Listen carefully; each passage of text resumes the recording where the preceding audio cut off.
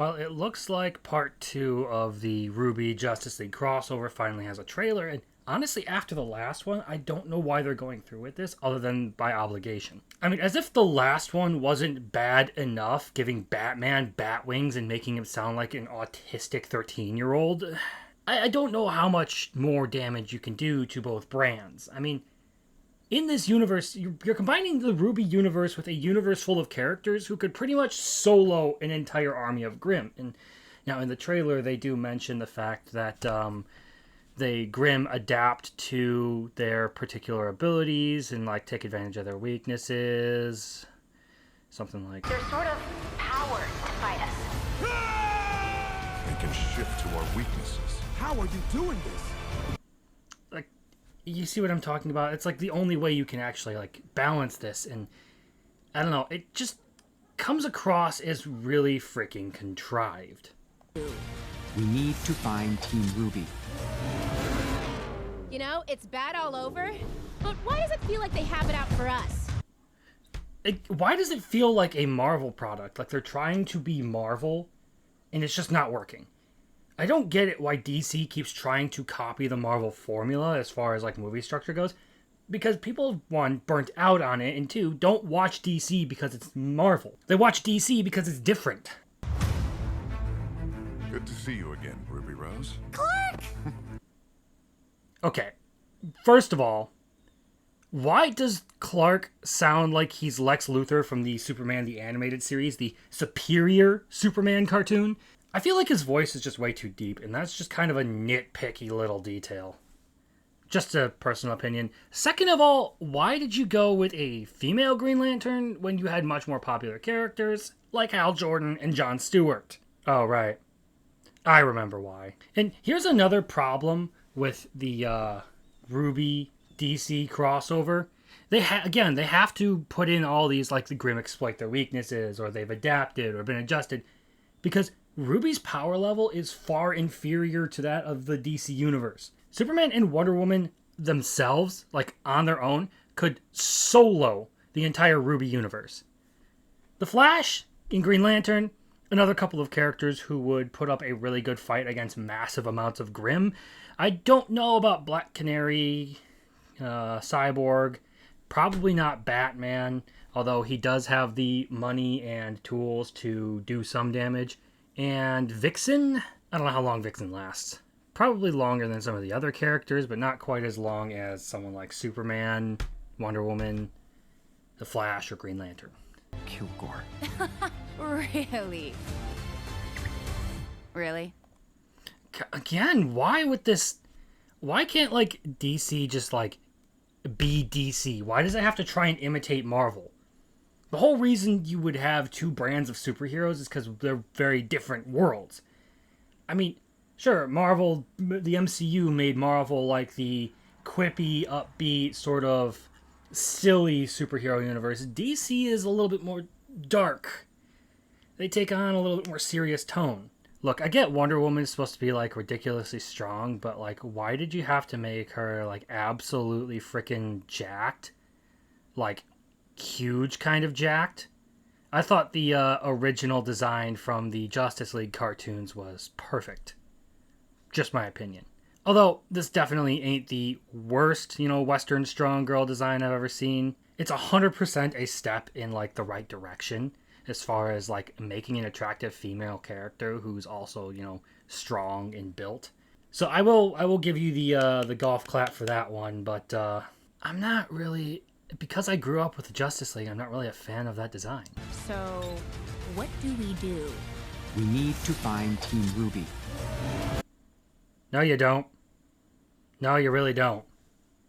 Look, working as a team, you don't even need Team RWBY. I know you're talking about the Grimm can adapt to our weaknesses, but honestly, there's got to be a limit to them being able to adapt to your weaknesses.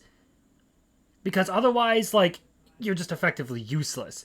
So what, they can adapt to like one or two weaknesses at a time? Well, you just switch up the matchups. You make sure that people are fighting against things that aren't suited to your weaknesses. We're different here. Really? I feel like... Look, I've done a fair bit of fiction writing myself, and I don't consider myself a professional by any means, but like... at some point you gotta acknowledge that some of this dialogue just sounds bad. Like, they're trying to be quippy and fun with it, and it's not working. Then when they try to be serious, it comes out with stuff like, we're different here. It fails on both ends, it feels like. I feel like whoever's writing this just didn't pay attention to, like, any good literature whatsoever in their life.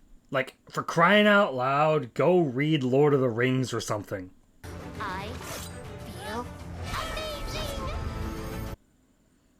Why does everyone get a redesign but Weiss? Seriously. I wish we reconnected under... Wait, hold on. I wish we They get out of the reconnected under elevator. circumstances. Oh, hold on. That's just a freaking a door over there.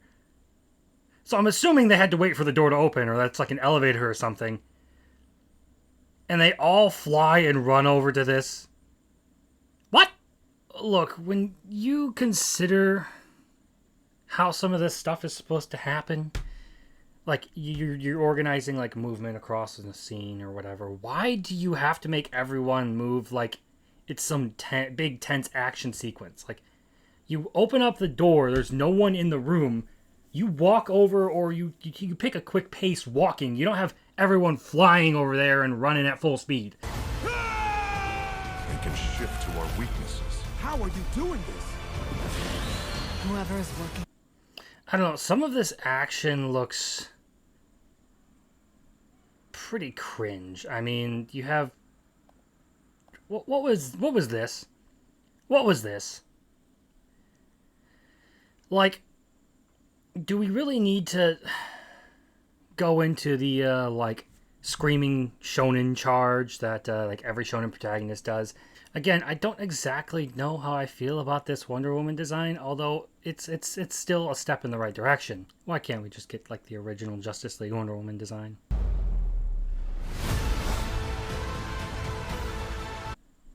Yep, direct to DVD. Well, we'll see how this pans out. I bet Warner Bros. Is waiting to see how this plays out before they greenlight any more volumes of RWBY.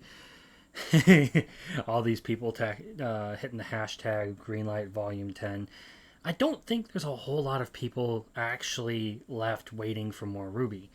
I put up a video recently talking about like my issues with RWBY and why it's not nearly as popular as it once was. And it seems like a lot of people agree. Like, they're not looking forward to a volume 10. They're not looking forward to more RWBY. A lot of it is, yeah, somewhere between volume 4 and volume 7, I started losing interest, and then volume 7 and 8 hit, and it just absolutely killed any motivation I had for the series. Basically, you're making this kind of stuff for these stans who don't generally spend a whole lot of money on a series. They're just there because it like caters to a specific part of their like identity or like personal fetish, and now they've latched onto it and they've basically made it theirs, quote unquote. They're the kind of rabid fans who will turn on you the second you do something they don't like. Honestly, it's a real shame because I personally really liked RWBY at one point. I thought it was pretty cool. I thought it was entertaining. Its animation has always been kind of goofy, but at least the fight choreography looked good in the first 3 volumes. And I thought the characters were fun and engaging, but somewhere along the road they lost that in the series and started shifting over towards catering to the shippers. The people who just love all of the emotional, touchy-feely stuff, and they kind of abandoned the core aspects of RWBY that garnered it a fan base in spite of it being such a low-quality production. I shouldn't say low-quality, a low-budget production. But hey, that's enough of me griping about the downfall of a good series. I hope you enjoyed this video. Thanks for your time. Hope you have a great rest of your day, and I'll catch you in the next one. Later.